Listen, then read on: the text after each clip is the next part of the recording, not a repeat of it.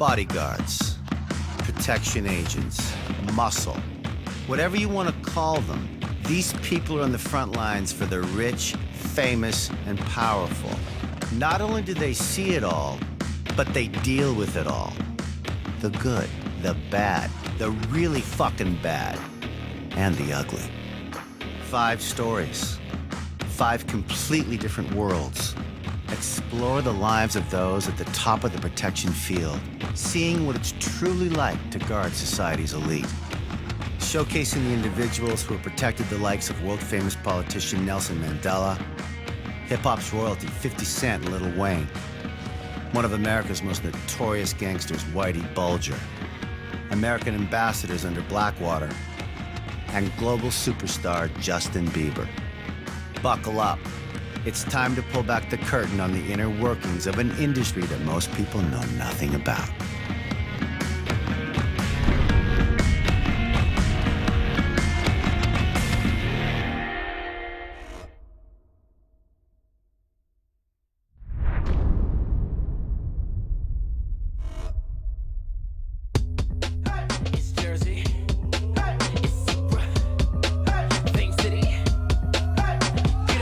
Welcome to Miami Beach, where we meet Anton, one of the most well-known and respected bodyguards in the business. Anton cut his chops protecting 50 Cent in his prime, where bulletproof vests were mandatory and fights were daily. Gaining respect by getting shot on the job with 50, Anton has protected some of the biggest names in music.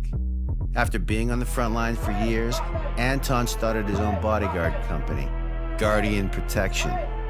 Our story looks at what it takes to go from beating people up every day to running one of the biggest bodyguard companies in the USA. I did 50 Cent for 4 years. In 2005, I left to start Guardian. Guardian's a full-service security agency. We do everything. We do concerts and events. We do nightclubs. We do personal bodyguard work. That's probably what we're most well known for. I protected Eve, was my first client with Guardian. Sierra at the time was headlining the tours, the Scream tour. I was with Sierra for a couple years. That led to T-Pain. I was with him for a couple years, and that's when Pain had, I think he had 13 #1s in 1 year, the year of T-Pain. Lil Wayne, Timbaland, Birdman, DJ Khaled, Kerry Hilson, Future, Gym Class Heroes. What up? It's Travis McCoy from Gym Class Heroes. Guardian's got my back all day, any day. What up, Anton? All the while I was protecting all these people, I was gaining other clients. I gained Lil Wayne, so I became Lil Wayne's bodyguard.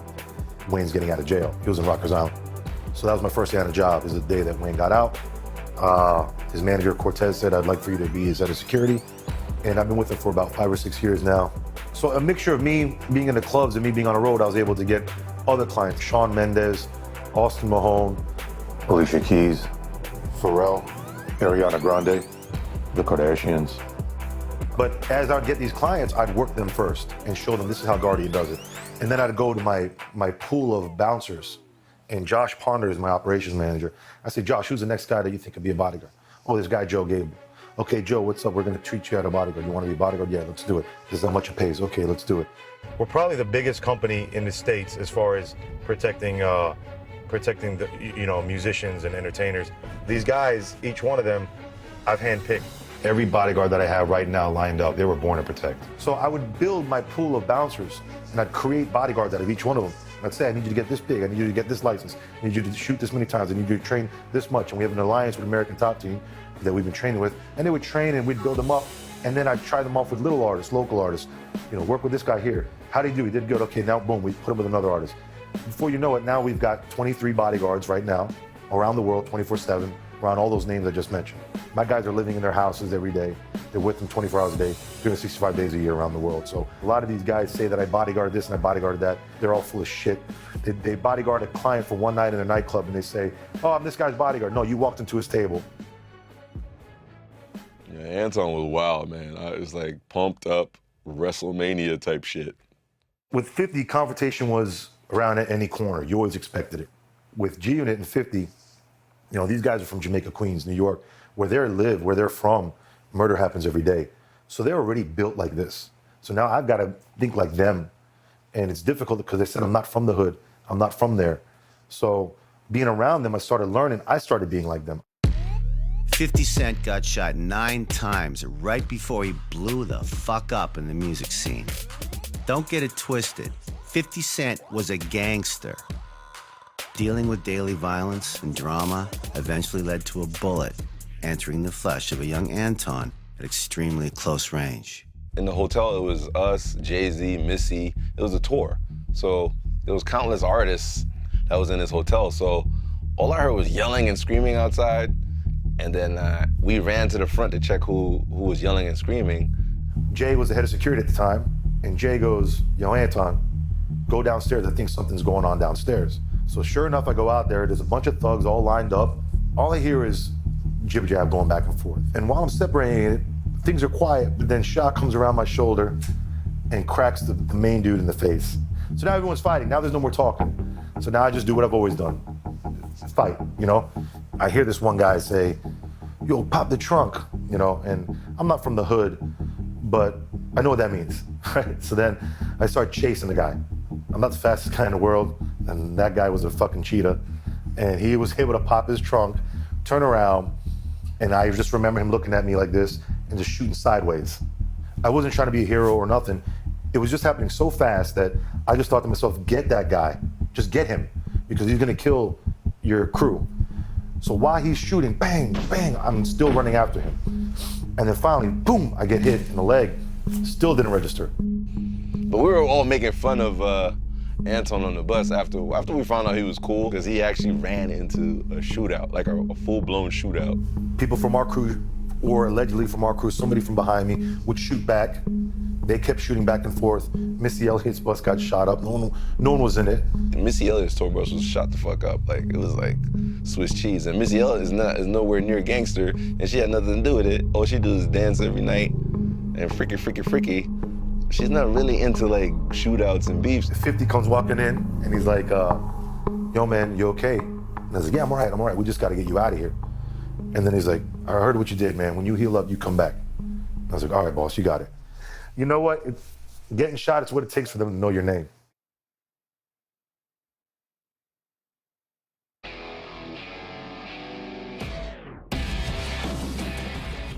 Let's flash back to the year 2010. Twitter was in its infancy.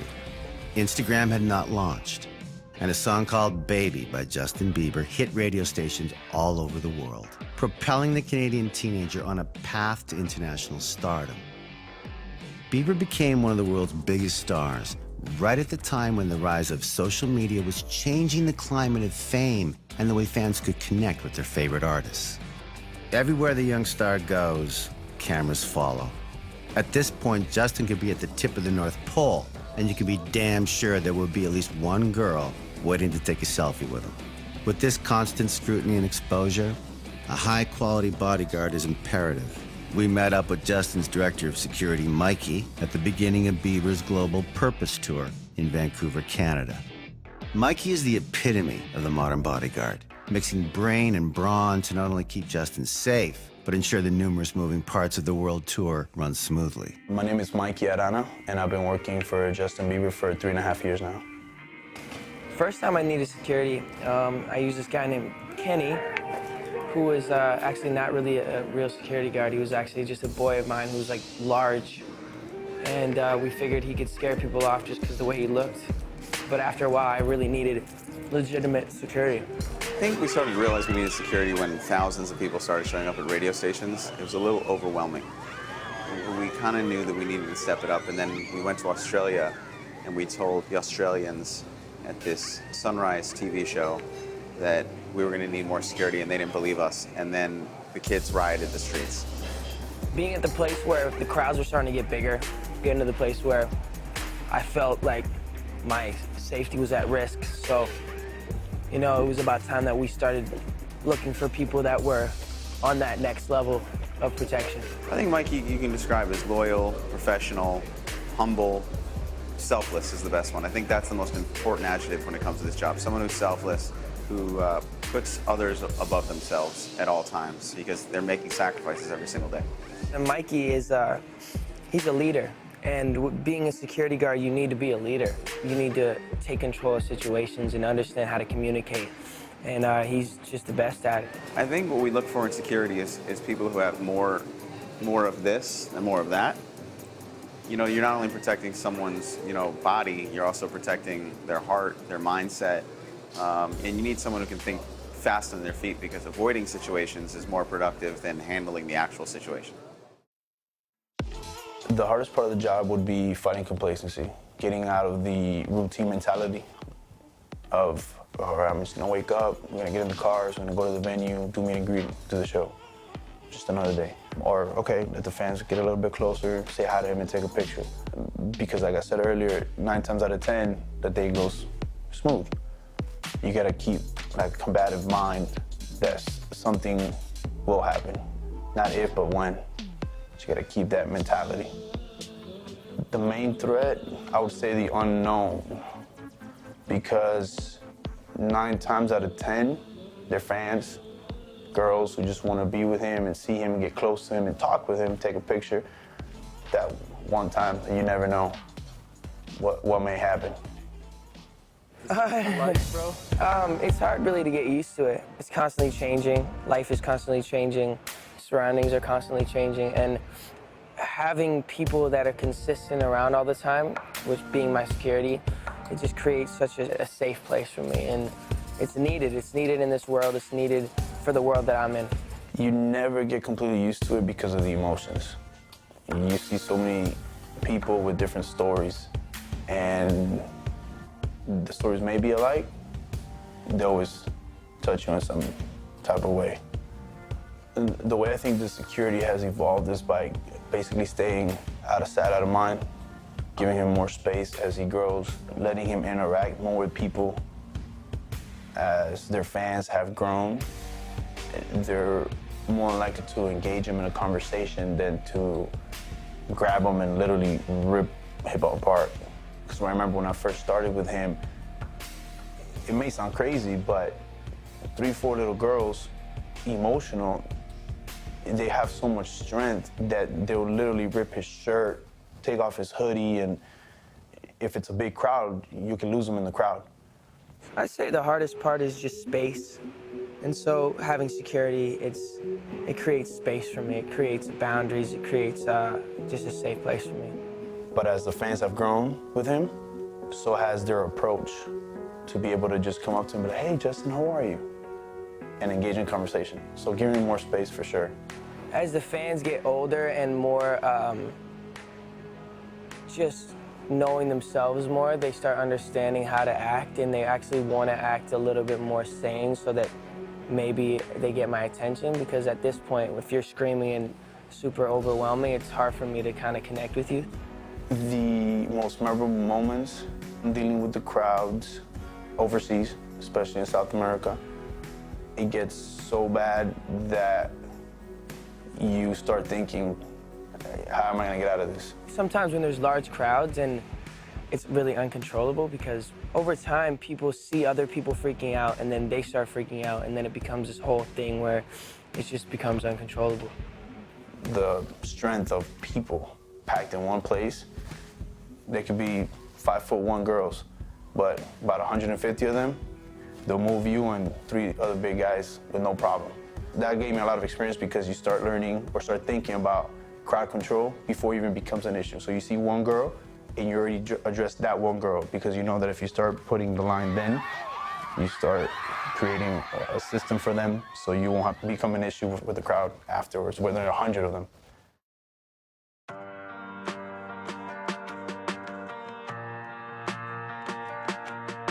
Yeah, I would say me and Justin are friends. Definitely developed a special relationship. And he's always been good. He's always been a friend. He's always been someone who I can count on, and that's important as well.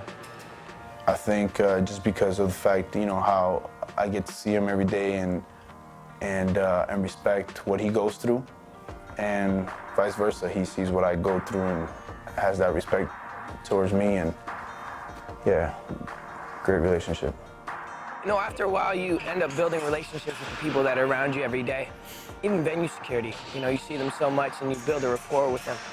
I think that also could go with one of the hardest parts of the job, to be able to maintain the client and friend relationship, knowing when to step in as a mentor, as a person who you know, grow emotions to, and when to just shut up and be an employee.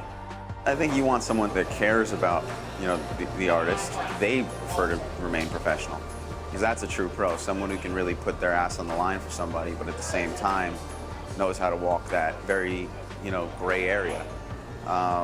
You know, people get caught up in it sometimes, and other times they're not caring enough. And, you know, finding that nice mix of someone who really understands the person, gives a shit, but at the same time can stay professional. When you find it, you know.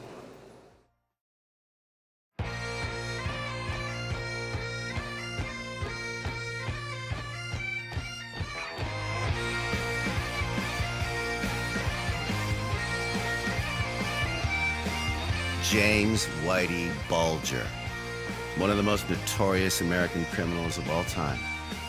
Whitey and his Winter Hill gang ran the streets of Boston for decades. Bulger was a violent and vicious gangster, but it's not the murder, extortion, and narcotic sales that make Whitey's story special, no. It's the fact that he was secretly an FBI informant for over 2 decades. What's this got to do with our story? Well, powerful criminals surround themselves with powerful associates. Whitey ran with a small inner circle, 2 to be exact. One of these allies was his partner, Stevie Flemmi, another ruthless killer and fellow FBI informant. The other was Whitey's right-hand man, bodyguard and enforcer, Kevin Weeks. Kevin worked alongside Whitey for over 25 years. Nobody was closer to him, and nobody was more shocked and betrayed when Whitey was exposed as an FBI informant.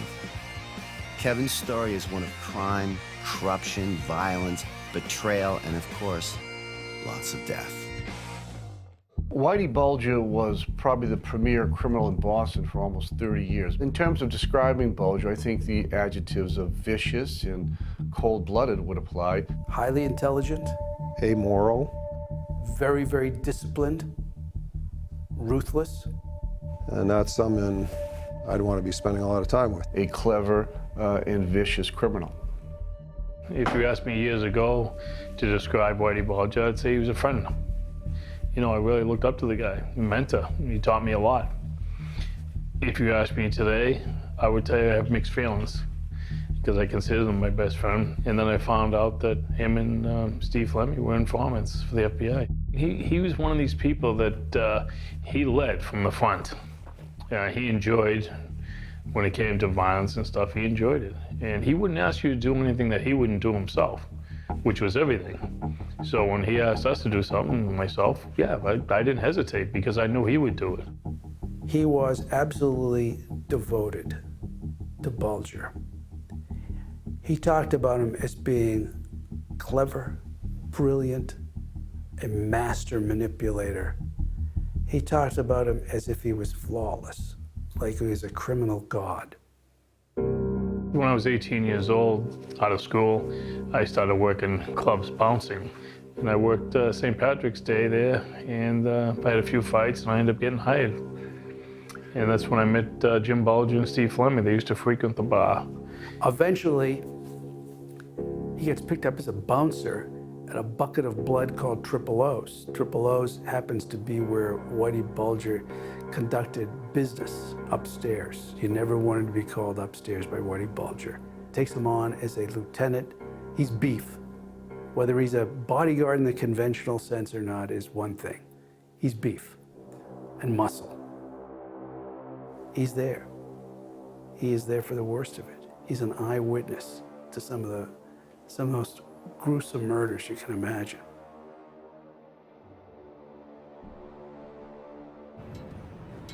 As Jim Bulger, I got along with great, and I trusted him. And basically, I kind of knew what he was thinking. Well, there was a fellow, Brian Halloran, and he was an associate of Winter Hill. Well, he was involved in a shooting in Chinatown where he killed this guy, George Pappas. And he was grabbed by the FBI, and he cooperated. He made a deal with them. And his deal was to give up Whitey and Stevie and other people for 2 different murders. If Halloran had given up Bulger, as he was trying to do to the FBI, then Bulger was in trouble. And Bulger's empire was about to fall. Whitey was looking for Halloran for a while, and we finally received word that he was down the waterfront, that he was at this restaurant. It was called The Pier at the time. Weeks was sent out as the lookout.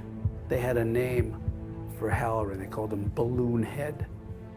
And so he was going to notify them. He was posted across the bar, and at the right time, he was going to call Bulger. And I was looking through the binoculars, and I saw Halloran in the window, and Jim Bulger was in the hit car with another fellow, and I radioed to him when Halloran was getting up, and then when Halloran came out into the air, I let him know that he was out. He got shot right over here, and the car drifted across the street. The driver was killed immediately, and he was shot in the head, and Brian Halloran got out of the car. He staggered towards the back, and he got shot 21 times. That was the first time I'd been involved in a murder with them. It was a double homicide. When the murder took place, my first murder, it was kind of surreal. I came to the realization, too, that this really does happen. So I decided at that time that I had committed homicide. I was involved with it. There was no getting out. And at that point, I says, well, if I'm going to do this, I'm going to be the best I can at it.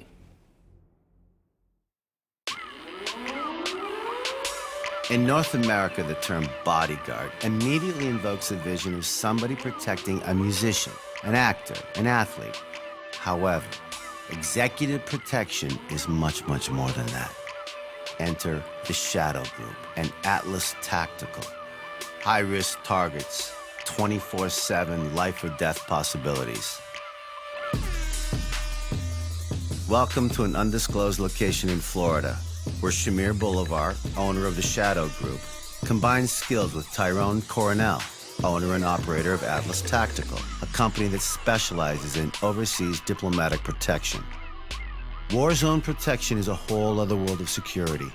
Operating in the most dangerous countries on the planet, these guys have experience in situations where the enemy isn't some overzealous fan, but a demented motherfucker willing to die for a cause. Well, my name is Tyrone Coronel. I'm married, 36 years old, father of one. I'm originally from Cartagena, Colombia. So I was born and raised there. Grew up really, really poor. No water, no electricity, no bathroom, just a latrine outside. In Colombia, I was going to military school in my later years. So I always wanted to be in the military. After the attacks in 9/11, decided that I needed to do something for this great country that has given me so much. So I joined the Marine Corps, went to the recruiter, signed up. A couple weeks later, I was at Parris Island, South Carolina, to start boot camp.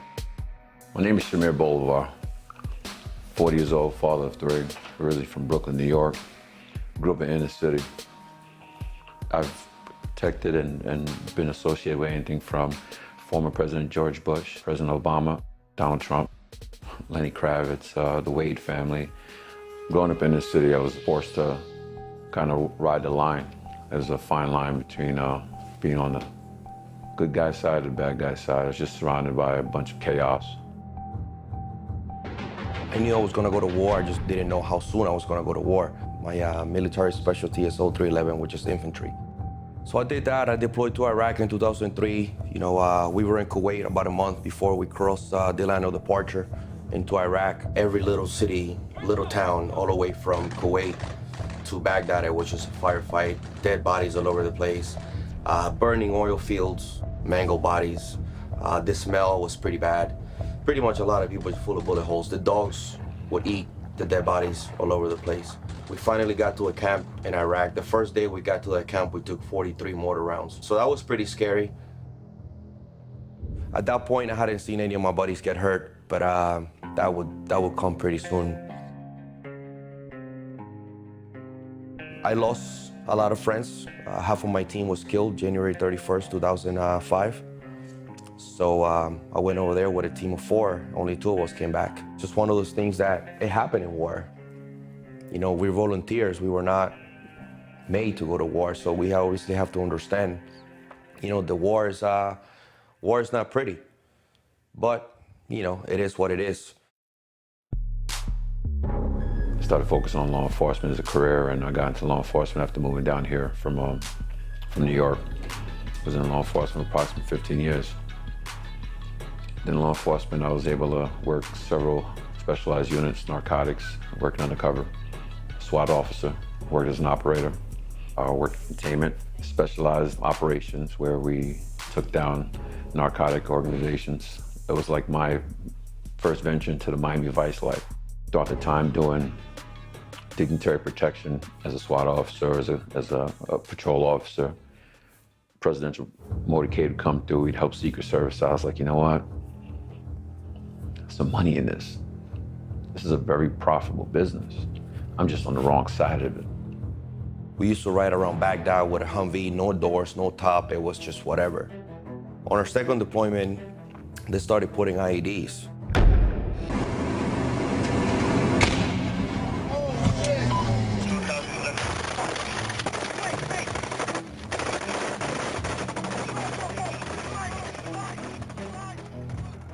So most of our casualty came from improvised explosive devices. You know, you're driving around, all of a sudden you drive over a pressure plate and your vehicle blows up. Seeing the vehicle in front of you completely get turned into Swiss cheese, it was an experience, you know, I hope I never have to live it again. My body has definitely taken a toll. Half of my left index finger is missing, if you can see that. Both of my clavicles are 2.5 centimeters shorter. My bicep got detached from here and ended up down here. It looked like I had an apple in there. IEDs overseas are definitely the biggest killer of US troops and contractors. Diplomatic protection in Afghanistan during war is as dangerous as it gets. Tyrone came face to face with a life or death situation after his vehicle convoy spun out and crashed. I got out and I went to assess the situation, and as I opened the back door, I saw a lady with a broken leg. So as I'm pulling her out, you know, a lot of people were gathering. Then after I felt somebody pulling my gun. So I looked, took a peek back, and I saw some dude just pretty much with his hand out for my pistol. And at that time, I turned around, I put 2 rounds on him, pretty much right above his stomach and another one on his chest. One of those situations that you feel bad for the people, but at the same time, it's either them or us. I have to come home to my family. You know, I gotta do what I gotta do to stay alive. After I got out of the Marine Corps, you know, I didn't even know what I wanted to do. I got a call from a company called Blackwater. I'm not sure if you guys have heard about it. Yep, that Blackwater. The notorious security firm founded by auto manufacturing heir and ex-Navy man Eric Prince, tasked with high-risk security detail in conflict areas around the world. Blackwater became a household name in 2004 after 4 members were ambushed in Fallujah by Iraqi insurgents who fatally shot all 4 agents. After the killing, a mob lit the bodies on fire and then dragged the charred remains through the streets of Iraq behind a vehicle, beating them with sticks as they went. Finally, the remains were hung from a bridge while men, women, and children cheered. The chilling event sent shockwaves through American news media, significantly escalating the war in Iraq. Blackwater received over $1.5 billion worth of contracts during the Iraq War from the US government. But these contracts did not come without controversy. Between 2005 and 2007, Blackwater was involved in 195 shooting incidents. Negative press became associated with Blackwater's brash way of doing business, peaking on September 16, 2007, when a team opened fire on a group of people at Nisor Square in Baghdad, killing 17, injuring 20. The Blackwater guards explained that the group was ambushed and the shooting was an act of self-defense. But the United States federal court decided otherwise, sentencing 3 men to 30 years in jail and 1 man to life in prison. You know, we have a bad rap for some incidents that happen, but I can tell you that Blackwater is the only company in doing security overseas that has a 100% record. You know, we have never lost a client, ever, but nobody talks about that. When I was with Blackwater, I was on 2 teams. I was on a team called TST, Tactical Support Team. If they couldn't make it back for themselves, we had to go and get them. The other teams I was with the ambassador. So wherever he went, I went right next to him, you know, whatever the mission. You know, a lot of people think that contractors are just out to kill people. Well, we're not. We get paid to take care of whoever and bring him back safe. We're not there to get into a firefight with somebody. We're just there to have one person from point A to point B and then back to point A.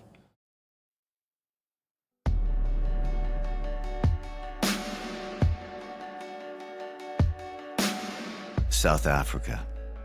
a breathtakingly beautiful country, filled with a tumultuous history. For decades, the nation lived in complete racial inequality, led by the all-white apartheid government. Violence and bloodshed were rampant. The country was drowning on the brink of civil war and in desperate need of change. When change finally came, a national hero was born.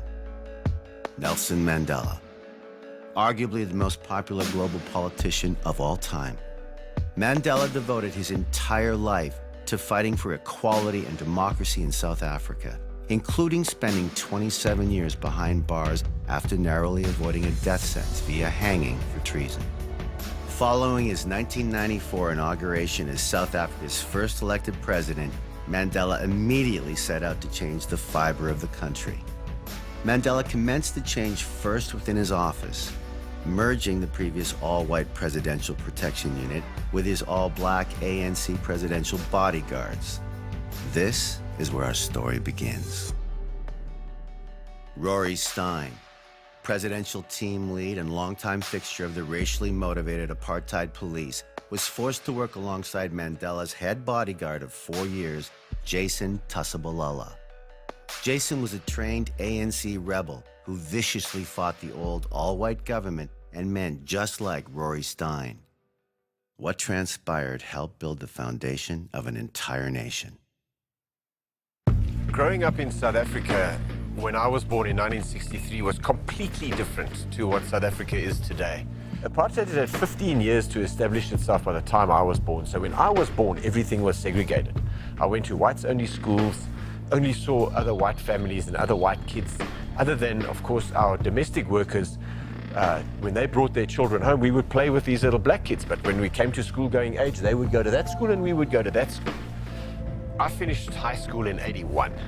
At that time, it was mandatory for every white male leaving school to do 2 years of national service in the South African Defence Force, as it was there, which meant you had to go to the army. And I really didn't want to go to the army if I could have avoided it, so I had opted to go into the police force.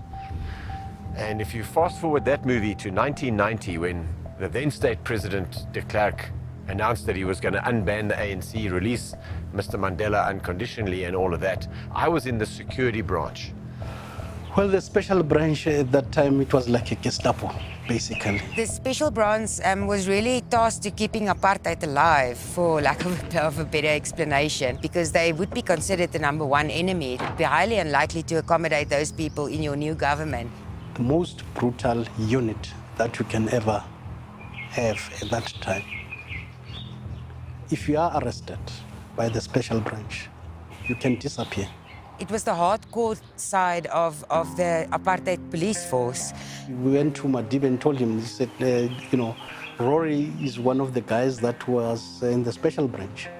And he was allegedly have been involved in bombing one of the Khotso house. He has been attached to us. How can we work with this guy? Well, having received my training in the police, and in particular in the special branch or the security branch, we were trained in the ideology and the strategy of the ANC.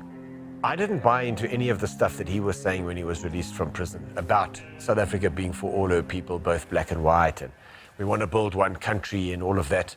I have come out with one single objective, and that is to help and to bring South Africans together, black and white. The fact that Nelson Mandela gave people the opportunity to change, I think that was very much part of his characteristic, that he gave a person that opportunity and he was willing to take that risk in his most inner circle to allow someone like Rory Stein to say, you've got the opportunity to change. We were taught in those days that the sole idea of the ANC as a liberation movement was to just sweep all of properly thinking, like-minded white people into the sea and take over the country. And as it turns out, I couldn't have been more wrong. Come 1994, when we now have a new president, who insisted, by the way, that his staff and even his protection team must reflect the demographic of all of South Africa. It was very, very difficult. It was difficult for us because we were the cops that used to protect the previously all white government leaders, and we are, by dint of our constitution, required to protect our head of state. Now we've got a new head of state who comes with his own security detail, quite rightly. I mean, they're never going to hand their president over to a bunch of white guys who were previously their enemies. I don't think it was going to be a perfect relationship from the outset because of our historical backgrounds, the different worlds where we're coming from, the culture where we're coming from. As you can understand, security is about trust, believing in each other, that will cover each other's back. But for us, it was difficult because some of these guys that we were supposed to work with, they're actually the ones who were arresting us, who were, supporting the brutal system of apartheid. And we're asking ourselves, how do we work with these guys? Do we trust them? That guy who was formerly my enemy as a security branch cop, I was hunting those guys who we considered to be terrorists, and they're now my colleagues. The only way that I can learn to trust him as my colleague is to work with him, to hurt with him. It takes time. Trust, or building trust, takes time. There's no shortcut to that. We're here for a job. We're not here to be friends. We're here to make sure that we discharge our duties as professionals. Over a period of time, the relationship, obviously grew closer and closer. To see them amalgamating and working together in the beginning was quite entertaining, actually. They used to group themselves in different offices, and later on, of course, they started socializing together even. When they realized that we have to pull this off as a team, there's no individuals here. We actually had two teams. We'll have the main team and we had the other team.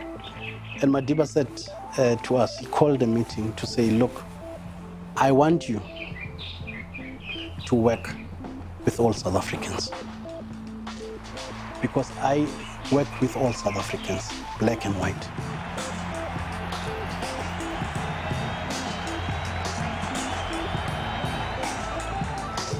And it was difficult for us initially.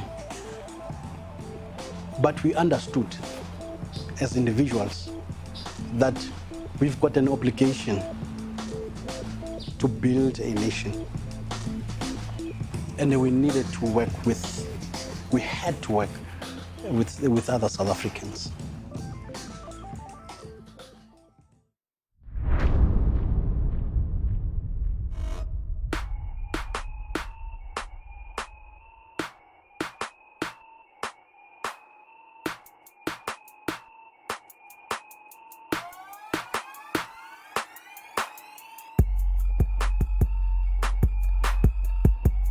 Headquartered in Miami, Florida, Guardian Protection works major festivals and concerts with their personal bodyguard service and venue security. During massive festival weekends, Anton's bodyguards often find themselves at the same venues where Guardian's event security division is running point. Anton and his team had an action-packed Memorial Day weekend where their clients T-Pain, DJ Khaled, Ace Hood, Kerry Hilson, and more all had concerts. First thing I want to do is cover Best of the Best. That's the big event. It's 2 days this year. It's every year it's every Sunday, but now they're doing it Sunday and Saturday. Saturday's gonna be hip hop mostly, and then Sunday's gonna be more Caribbean crowd. So expect a bigger crowd Saturday. Expect a rougher crowd Saturday.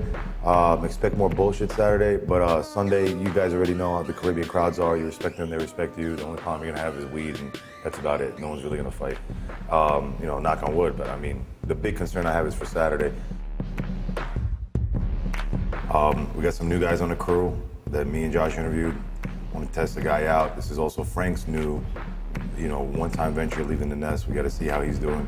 This is your first time being requested, which is awesome. Ace is performing at Best of the Best. If it was any other artist, I wouldn't really worry about it, but I've seen this guy perform. He's a stick of dynamite. You're gonna get tried for being white. You're gonna get tried for being a bodyguard. I'm gonna get tried for trying to tell anyone to do something they don't want to do. I know you got a temper. You're gonna have to curb it, and you're gonna have to curb it fast. You've got to be bodyguarding a principal on probably the worst week that you could ask for. Last time I bodyguarded with him, there was 8 of us out there, so it's a lot easier. But now he's the #1 guy. He's solely responsible for his client's protection. Everything good that happens is because of him. Everything bad that happens is because of him. We'll see how he does.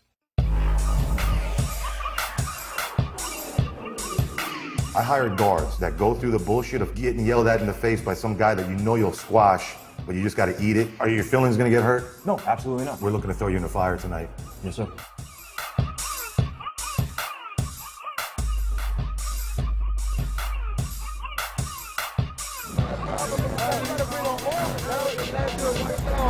Not gonna work like that, but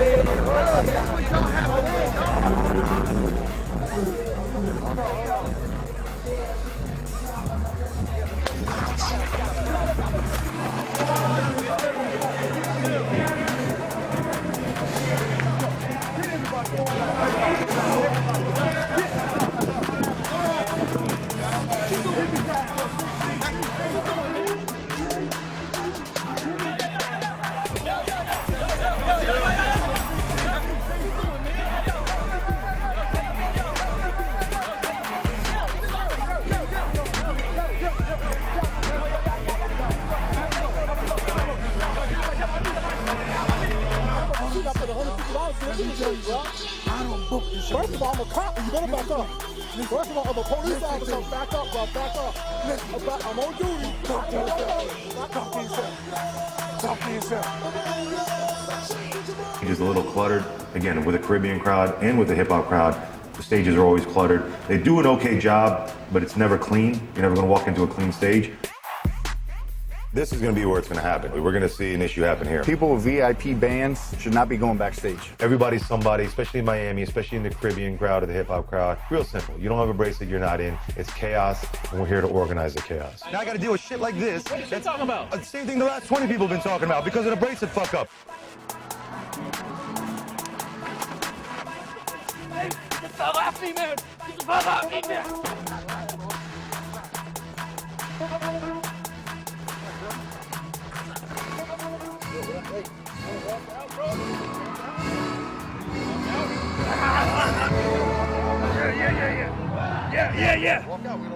Yeah. So that covers best of the best, man. And like I said, cold blues are gonna be the #1 thing, and braces are, people trying to escort people in without braces are gonna be the #2. You gotta cut us out, man. You gotta get out of here. You gotta go downstairs. I'm not trying to chase it down. I can say no in 3 languages. You want me to do it now? No. You want to follow me around? I'm gonna go get a water. Oh, we can walk and talk. All right. Oh, okay. I guess this is a date now, right?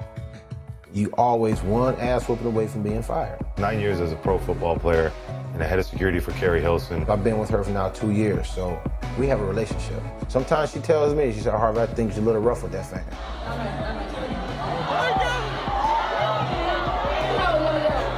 At the end of the day, you got to your show safe, you got on stage safe, and went back to your hotel safe.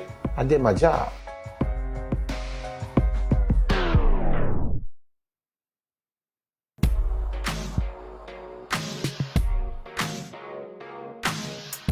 Mikey has flourished as Bieber's director of security because he's been able to keep Justin safe while simultaneously dealing with a variety of logistical executions that ensure Team Bieber runs smoothly. We joined Mikey and Justin for an inside look at the day-to-day workings of a world tour. We were able to take him off to the underground, so the crowd doesn't even notice. Like, if you see him right now, they're still standing there, thinking that, like, he's still here. Cars are there, buses are there, so, like, all the hype is here. He goes underground, onto the other side. I'm on a group chat right now with 5, 6 people, coordinating where they are. Chiropractor, trainers. Yeah, so he could ask them at any time. So then if you ask, where's the chiro, where's this? So everybody has to be together at 1. Hurry up and wait. Don't forget to take your belongings that you'll need for him, like masseuse for a table, the trainer, his protein, and he said he wants chiro and the masseuse to meet him at the venue. So it's like, all right, that's what I'm already working on it. Before he even asked, I'm already setting it up because it's like you already know what you're gonna ask. That's the 3.5 years thing. Yeah. It's like, yeah, he's gonna want this, and that, and then get a text. Hey, he wants this, and that. Oh, okay, already got it. Plus another thing we do too, like sometimes, like if it's one of us getting out, we're gonna go to the gym or something. Paparazzi even too. We'll stop, open the doors, and be like, look, he's not here. Check. Stop following. Thank you. This is not George Clooney. This is not so-and-so. You got young girls between a certain age and hardcore loyal. So guys here too. Oh yeah. That's been a trend too. A lot of guys you can see. Yeah, so since right now it's kind of, since he's already there, it's just basically to walk through what the location of everything, anywhere from dressing room to catering, eventually a meet and greet where it's going to take place, how they got that organized, kind of make sure it works with, again, crowd control. Just get to know the venue a little bit, see where our car is going to be staged at, where the bus is going to be. Okay, so nobody through the back of this, and nobody through this side. Where you have them coming in from? Where you have them coming in from? This is how we're gonna have them come in. Okay, so they're gonna wait over there, behind like the curb. The people are coming in. Yeah. From the opposite. The opposite side. That's what we're coming in through the back, so they won't see them. Gotcha. Okay. And we'll go in here. We'll move this. And you'll be set already. Okay. Only the first 20 people get selfies. Then after that, everybody has to have their phones. Their phones. Okay. So in, wrap around, out. Wrap around this way. Boom. Do you have a head count? How many people for today? 160. Oh, that's not bad. We did 250 in Seattle.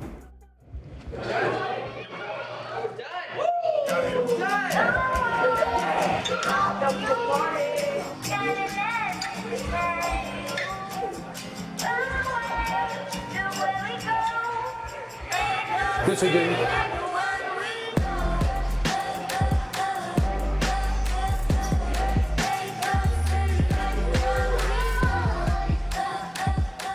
Your hand is sweaty. No, you just put some disinfectant. Real elevator?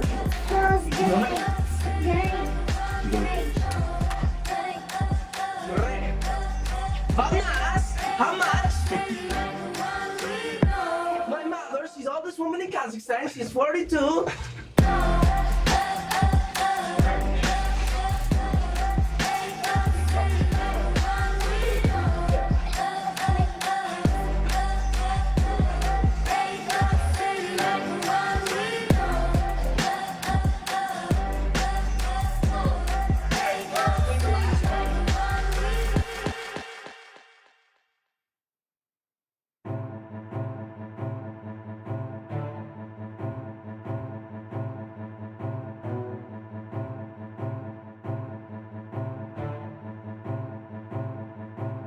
Shamir and Tyrone run their invite-only training program out of an abandoned prison in the middle of fucking nowhere, Florida.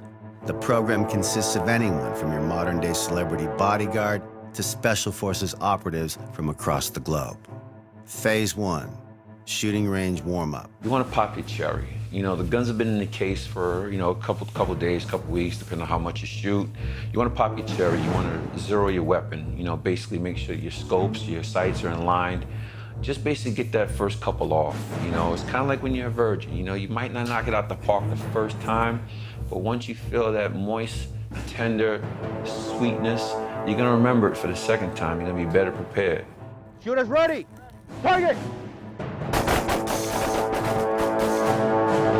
Pretty much want to make sure that your scope or your sights are on track. We do it from 25 yards or 36 yards. After that, we go to some basic drills, a couple rounds to the chest, a couple rounds to the head. So you do your 2 rounds, tuk.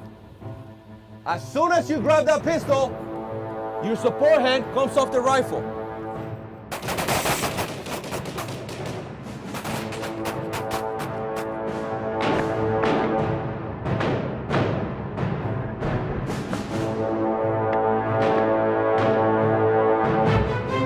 Phase 2, principal transportation. Venue arrival and extract. And what that entails is we have a 3-vehicle caravan. The first vehicle being a lead vehicle, second vehicle being the vehicle that occupies the principal. And when I use the term principal, the principal is going to relate to the person that we are actually hired to protect. All angles are going to be covered by somebody, all right? Whenever everybody gives the okay, everything is clear, the agent is going to get out. Contact front! Engage!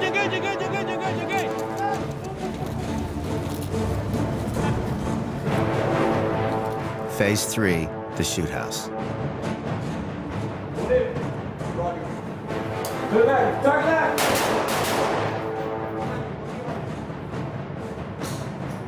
About the shoot house, obviously in the military terms, it's called MOUT, Military Operations in Urban Terrain. Before you go into the building, it's gotta be clear. Obviously, if you're doing a two-man room clearing, the guy who's going on the lead, he's always gonna have his rifle pointing up of that. After that has been clear, you either go inside, nothing's clear, you come out of the room.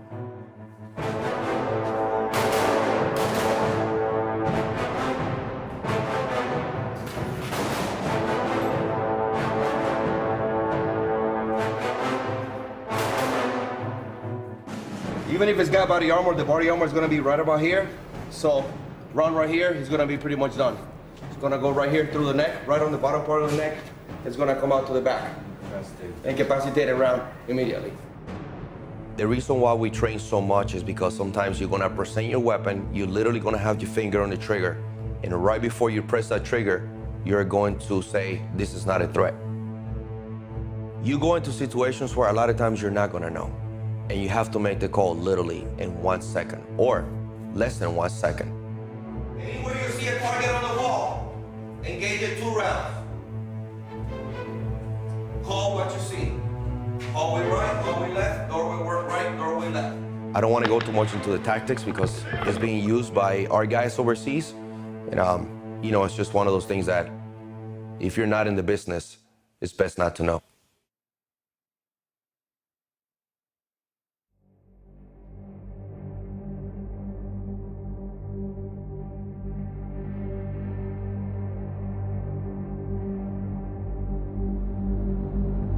The house we're coming up to here is 799 East 3rd Street. This is the house, we used to call it the Haunty. This is where we killed 3 people inside, Bucky Barrett, John McIntyre, and Deborah Hussey. She was the last one. And they were all buried downstairs in the basement. There was a dirt floor down there. Bucky Barrett, by many accounts, very nice guy. He was a very good safe cracker. And he had pulled off a heist at a bank that got away with a lot of stuff, a lot of money, some of it belonging to the mafia, and jewelry. Bulger found out about it. So a plan was made to shake him down. And Bucky was going to come and meet this jewelry dealer, if you want, for lack of a better word, a guy that was stealing hard diamonds and everything for sale. And when Bucky walked in the house to meet him, that was me. And I shook his hand and I grabbed him, and Whitey stepped out with the machine gun, and basically he was taken hostage. They'd gotten a lot of money out of Bucky Barrett, but Bulger decided that he was going to kill him. And it was all supposed to be a shakedown to let him go, but Whitey decided to kill him. And so Bucky was killed. That was the basement where Whitey, Stevie, Kevin, and Pat Nee became diggers. They dug holes in the basement.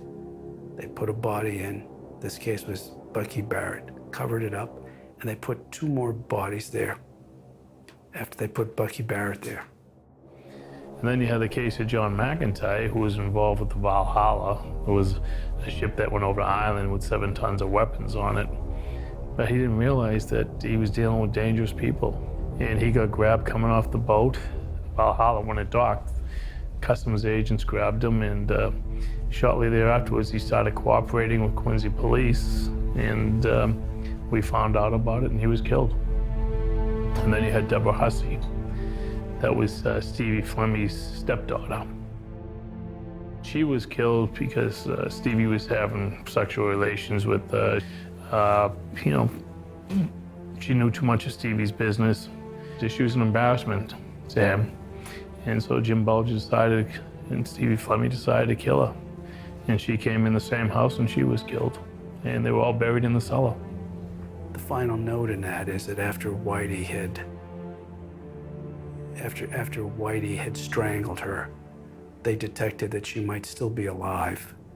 And so her stepfather, with a piece of rope and a stick, garroted her. A guy who was a secret FBI informant who was protected by FBI agents. Jim's normal routine was after he killed someone is he would go upstairs and lay down and take a nap. I mean, it was like an aphrodisiac for him, or taking a Valium. He was just nice and relaxed. And for the next couple of weeks, he was nice and relaxed. He was just like a stress relief. And then you could see it build up in him again. But killing people relaxed him.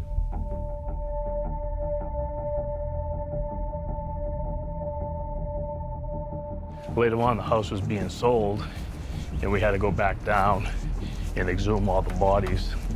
And it wasn't nice. It was, one body was only in there for 6 months, and so the smell was pretty bad.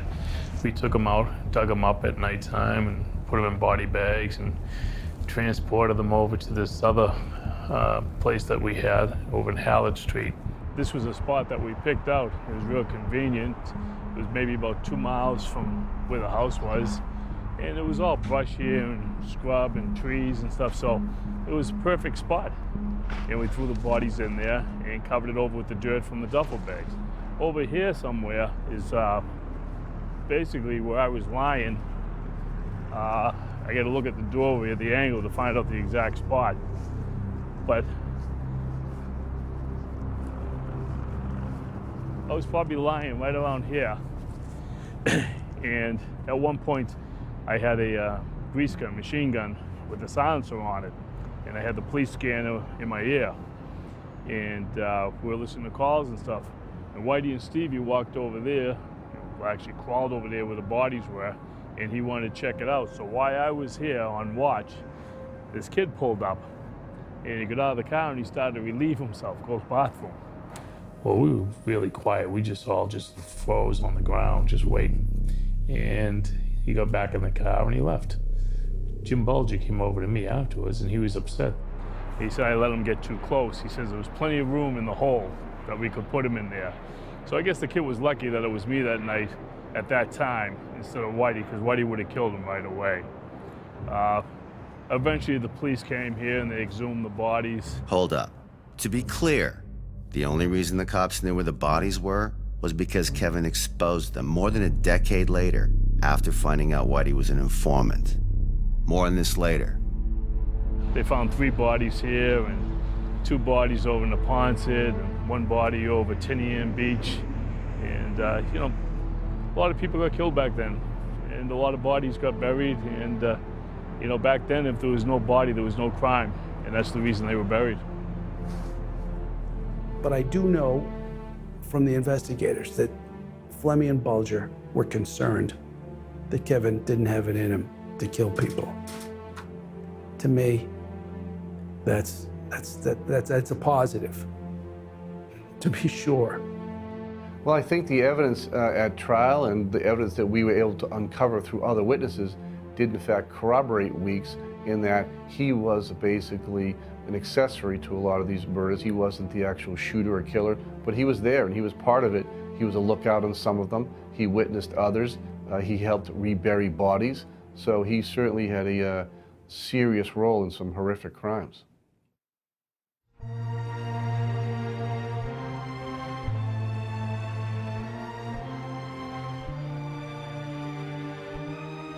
It's no secret that the bodyguard business is a male-dominated industry.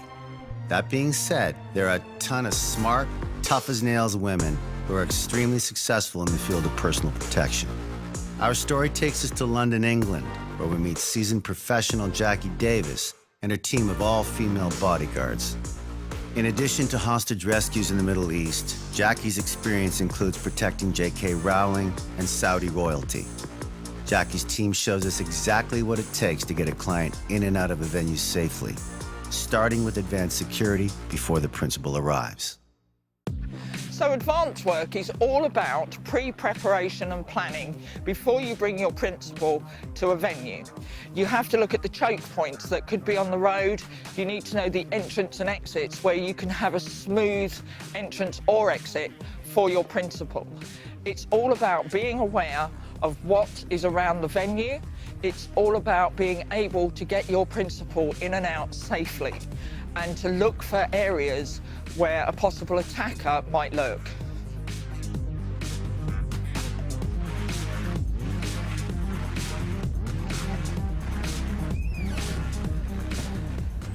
So once we enter the venue, the first thing we want to do is find the venue manager, because he has the local knowledge of what happens in his venue. So we'd go and introduce ourselves and ask for his cooperation. Once we're inside, we're looking at things like windows, material that's on walls in case it's offensive, because some of our clients are from the Middle East and they would find half-naked men and women pictures on the walls offensive. The gambling machine would have to be switched off if they were the clients coming. What we're looking for in this venue is somewhere for our principal to have a quiet meeting away from a window, but with the facilities quite close to her. Here would be a good place. We could then cover the entrance and exits into this place, including the kitchen door, so that nobody would be able to get to our principal. Okay, so we're going to check the toilets, check there's nobody in the stalls. We're also going to check at the back to make sure there's no weapons or explosives that have been hidden in any of the flushes. This window here looks like it's broken. We'll have to deal with that. We'd either have to close that or I'll have to put somebody outside there. But the place is clean, perfectly acceptable for the principal to come in here and use these facilities, providing there is nobody else in here. So we want to check all the entrance and exits to make sure that we can get our principal in or out in an emergency smoothly, and also to check if the bad guys can get in or out behind us. So we're going to go out this entrance here. It brings us straight out into a smoking area.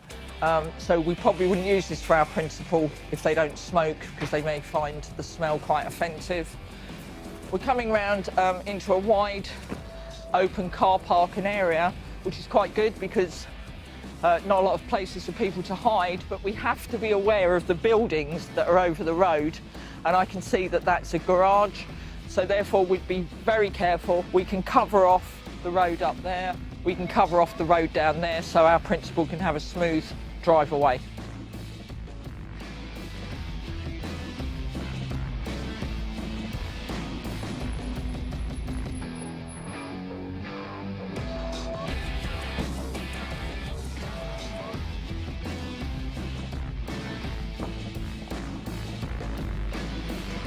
So we have a female operative over here who's covering the kitchen door. That's to make sure that nobody who should be coming through there comes through there, and she's also covering this back bar area.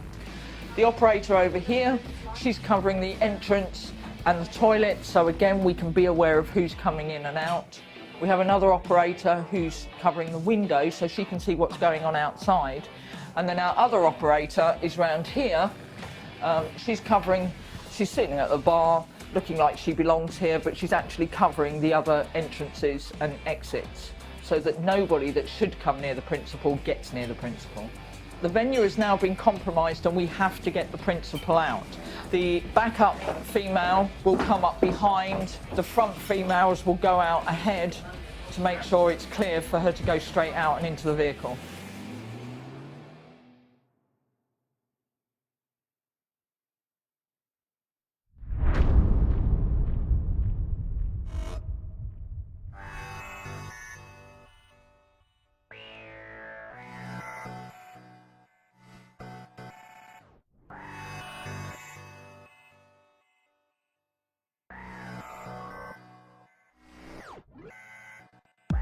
Absolutely, I was a racist and thought like a racist prior to 1994 and meeting President Mandela. I mean, I'm one of those rare white South Africans that will actually say, yeah, I did vote for the old National Party under apartheid. Yeah, absolutely. I was brought up thinking that that kind of racist behavior, society, context was normal. So yeah, I was a racist, you know, and I very quickly learned that that was wrong, and I learned it by watching President Mandela change this country. In Nelson Mandela's case, we had an excellent example of a person that dealt with everyone around him, irrespective of the color of their skin, their wealth, their status, their position. He dealt with people with the utmost of respect. You have no choice but to change and to follow that kind of example, and because he was one of dignity and love and caring and respecting people. It's not easy to undo 33 or 34 years, whatever it was, of conditioning under a particular political system. I mean, when you're 33, you're pretty much who you are. But as a 33-year-old, I started to think, hang on a minute, I've been wrong. And everything I've been taught and told and brought up with was wrong. So I very easily and very quickly bought into Madiba's concept of this new South Africa. I bought into it entirely because I saw it firsthand. When you work with someone for a long time, it's only natural that there's more of a relationship developing, a father-son relationship. I served him in a very specific capacity. I respected him and I loved him dearly. But to call him a friend, no, it's a bit too familiar. He was my president and he was my protectee. And I loved him like my own grandfather, but it stopped there. Nelson Mandela was like a father to us.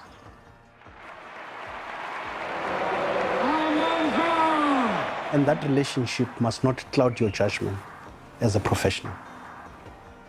I knew unquestionably that I was willing, if called upon to do so, to sacrifice my own life to protect that of President Nelson Mandela. I would have died for Madiba because what I was trained for, I was a bullet catcher. I was a professional. Besides that, I was looking after one of them, the icons of the world. Who would want to die for him?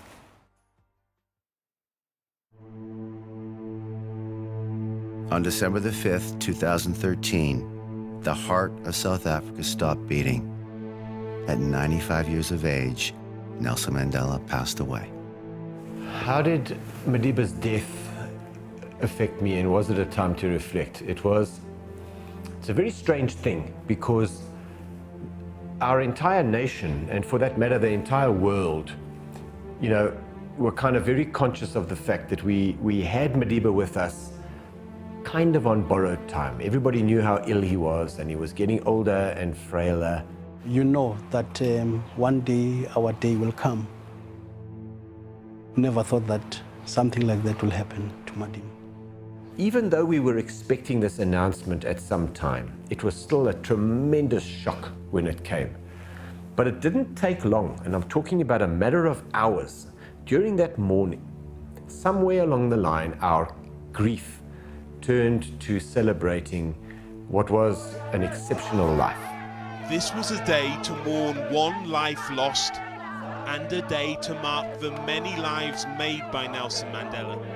As much as you expect something like that to happen, you're never ready for it. Therefore, when Mr. Mandela passed away, people were genuinely feeling the grief. Even if they've never met him, they personally felt affected. It was the person that we all look up to, the person that had no resentment despite what he went through. He was a much better person than any of us. We, as the former protection team, were given an extraordinary honor.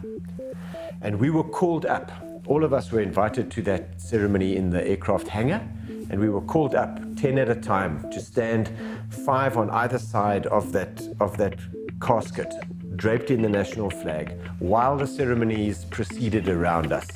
And we were just given maybe 2 or 3 minutes with our own private thoughts and memories standing alongside his coffin. And it was just one of those seminal moments in my life. Madiba for us is an icon. He's the father of the nation. Was able to bring us together as a country. Very emotional. Very emotional. It gave me the closure that I kind of didn't fully have at the time. And now all I've got are all my memories filed away here in the back of my mind. It was a great 5 years. Guys, I'm about emotionally drained as I can be, so I think we probably need to leave it there.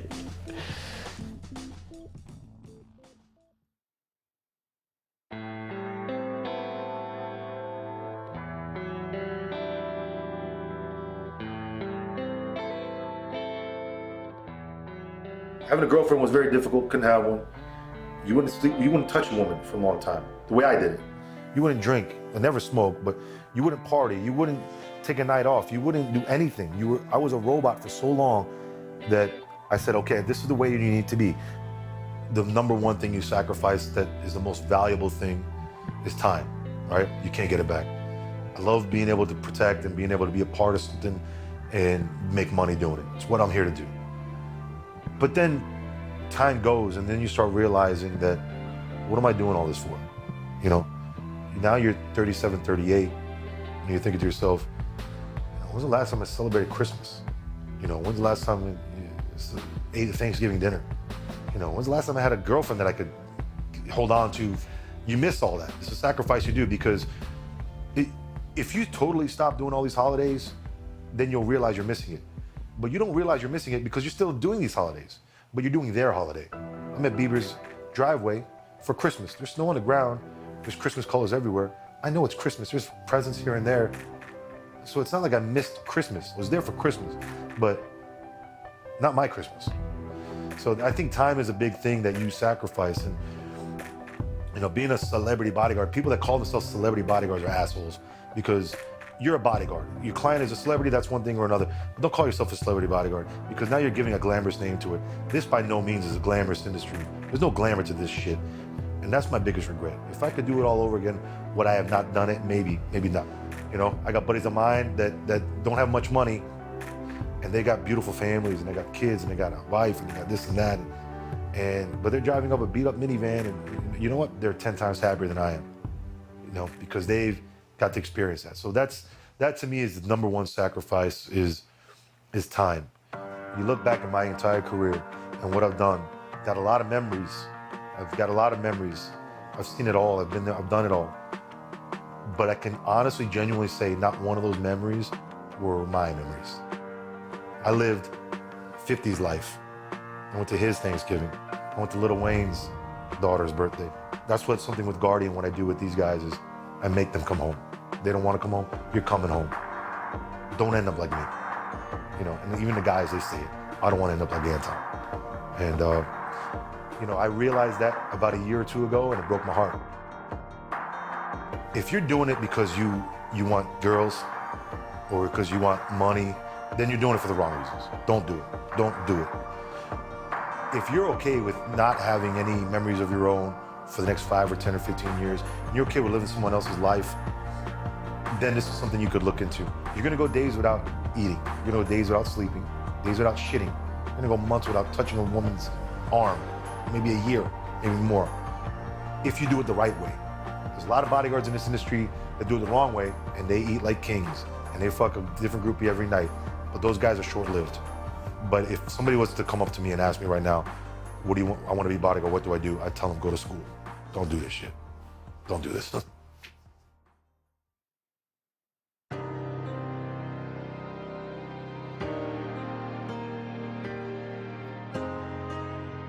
Well, back in '94, we were receiving information there was a grand jury going on, and people were getting called in.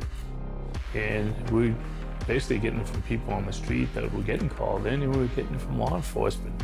So Jim Bulger and Steve Fleming during '94, basically, I was just on a mini lamb. They come back for a week, they take off for 2 weeks. December 23rd, '94, we got a tip-off from John Conley that the indictments were imminent, that they're gonna try to round them all up over the holidays. Building next to it, and we're coming up to right now, is the liquor store. You know, that's where John Conley came and tipped me off about Whitey Bulger, the indictments coming down, so he could take off, and Stevie Fleming and the rest of them. Whitey was the only one to take off, and the rest of them got pinched. Had they stayed and decided, all right, they'll take the hit, they'll plead guilty, whatever, they might have done 3, 4, 5 years, and they wouldn't have known about the killings. The information about the killings came out because they took off. Everything began to unravel for Kevin Weeks after Whitey became a fugitive. Not only did he find out that his best friend and mentor had been an FBI informant for over a decade, but he was also arrested and indicted on 29 charges. When I was arrested, I got arrested in '99. And it had been 2 years since they came out that Whitey and Stevie were informants for the FBI.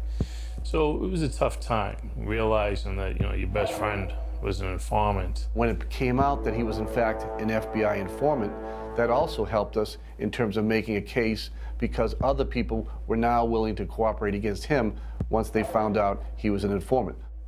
I was saying to myself, well, I'm gonna do a life bid for these guys. They've been ratting on everybody. I mean, I was brought up and preached to by them that you never rat on your friends, you never rat on your enemies, and if you get a problem, you take it to the street. Then I realized that everything that was taught to me was a lie. Kevin was incensed to learn that Bulger had been an informant. He thought they were simply bribing Conley, and they were bribing cops.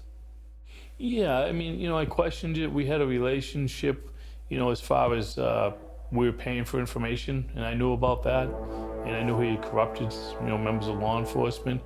And, you know, I doubted it until I started seeing the paperwork, and I started reading about the information they were given, and I knew it was accurate because people that were around us were arrested for these particular crimes. So I knew the information was accurate and that they were informants. Broken by the betrayal of his best friend, Weeks decided to make a deal with the FBI. Kevin admitted to being an accomplice in 5 of Whitey's murders, leading the feds to the final burial site of the bodies from 799 East 3rd Street. Some people make fun of Kevin for how quickly he turned. He's been called 2 weeks because it didn't take him long to turn after he was charged. They had nowhere to go. It didn't take too many meetings before I realized that, that he was ready to flip, so-called, and not ready, but wanted to. Had made his decision probably before we met. When I came back here to get sentenced, I really had no expectations. I was actually expecting the worst. You know, I was figuring I'm gonna get 20 years. I already had 4.5 in, and I figured that, you know, I had another 13 to do. So that was the worst case scenario. Best case scenario was basically time served. So I had no expectations. I was prepared to go back and serve out whatever time I had left, you know. But when he told me, the judge said, Mr. Weeks, 72 months, he said, I hope I did the right thing and good luck. I couldn't believe it. You know, the first thing I thought of was I got a second chance at life, you know, to make the most of it. Typically, when a person cooperates, they get a reduced sentence, and Weeks was no different.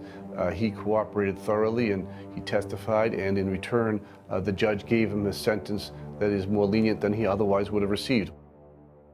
After 16 years on the run, 10 of which being on the FBI's top 10 most wanted list, Whitey Bulger was finally captured. He came back to Boston to face his trial and the state's key witness, his best friend, Kevin Weeks. It was a lousy feeling to look at the guy and you know, the feelings I had for him. Like I said, I still liked him, but at the same time, I was mad at him for the betrayal. It was a lousy feeling anyways.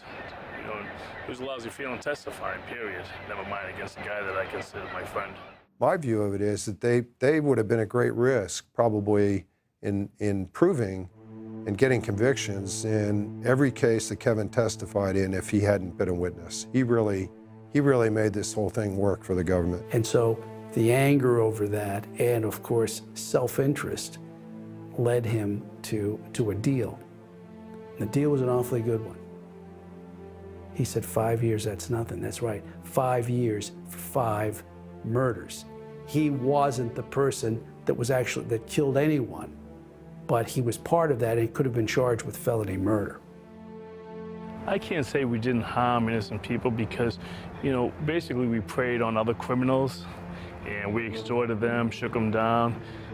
People that we killed, they have families that are innocent, that are extended families, and it affected them. You know, the people that were around us, that were criminals that we preyed upon, I mean, that was the chance they took, okay? That's what happens when, you know, you're involved in organized crime. But as far as their families and, you know, children and loved ones, aunts, uncles, all that, we affected them, we hurt them. And, you know, it wasn't a good feeling when you think back at it, of all the harm you caused people.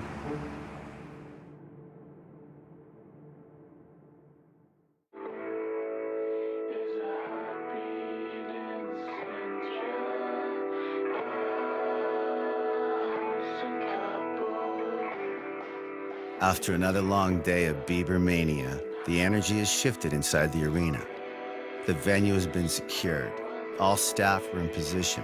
The band and dancers are all warmed up, and 20,000 screaming fans are ready for Justin Bieber. Before, during, and after the show, Mikey is Justin's shadow. Even when Justin can't see Mikey, he knows his bodyguard, his friend, will always have his back. Get up, get out the drums, get out the six, get out the crowd, then you get out the kick. Give me this and let me get out the hits. Hit it with the rhythm that I set out the hits. See, I explode when I get from the mic. Spit flow like a regurgitate, but I get up in your ish like an enemy to sit. On a kamikaze fight, head it straight up in your set. Pitch shifted, perfect beat, he gifted, so unique. He did this in his sleep, so when I wake, just imagine what I speak. With one flip of the coin, I choose rap or the bone. Quick high school, nigga trying to mama girl. So when I tried and I did a whole lot to stay on point like a robot.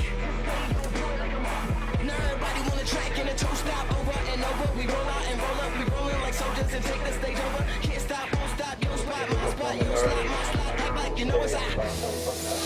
Hold up, get up, get up. Rockstar like this gets no realer. In tune with the bass, these two bits in tune with your face. If you want your crew get too out of place, we could do what we do like them dudes in LA. So cool, I might just move to LA, but so dumb I might just move to the Bay. So yeah, I ain't brand new to the Bay. So my team like a kid, ain't no worry, dudes in the way. Hit a nigga so hard, losing his face. Ain't scared his crew cruising away. How many fights can win, losing a day? Still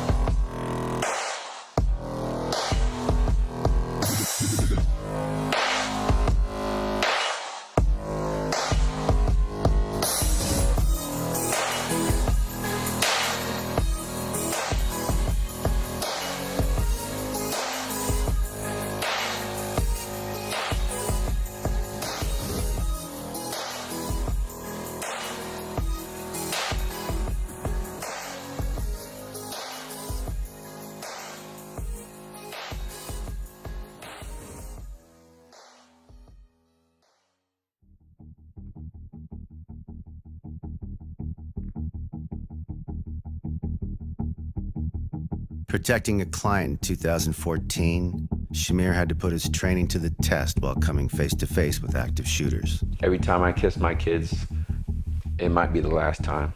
So I have to be perfect when I'm out there. Working that life, working that career field, takes a toll on you.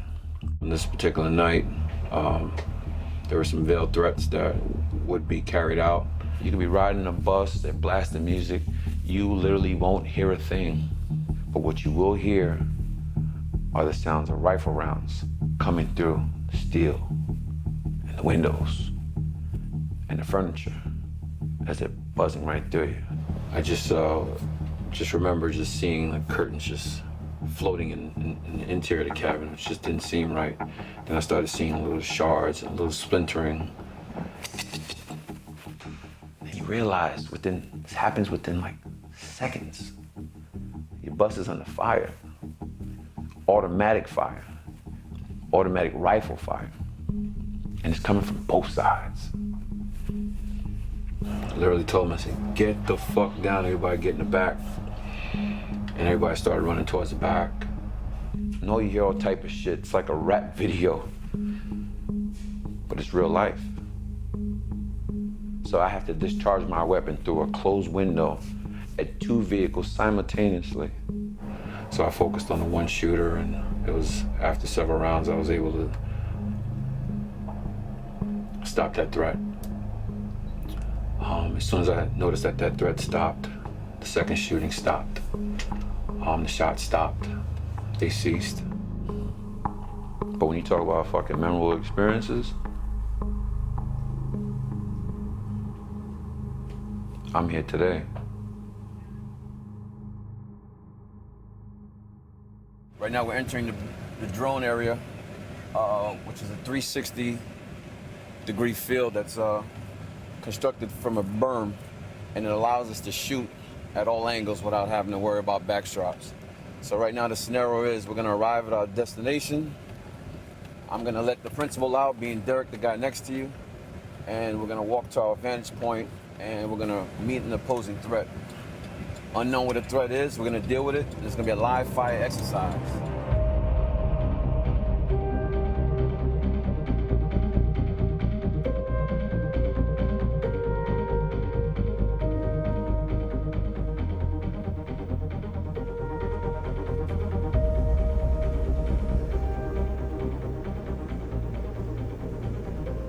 Sir, would you come with me?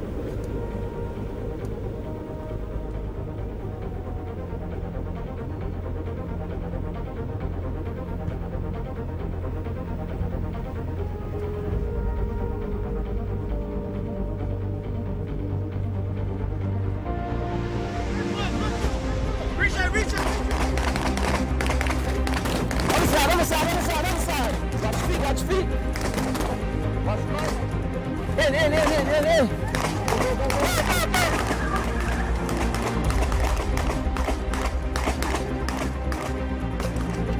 So, you bleeding? Are you shot anywhere? I have to check you, all right? Principal's out the kill zone.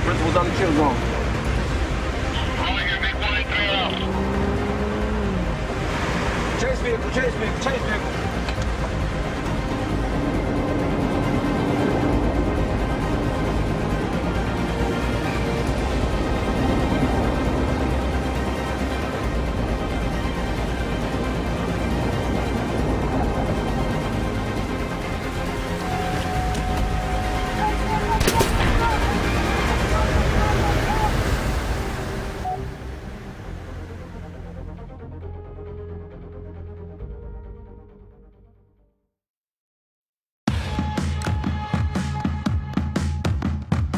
So there you go.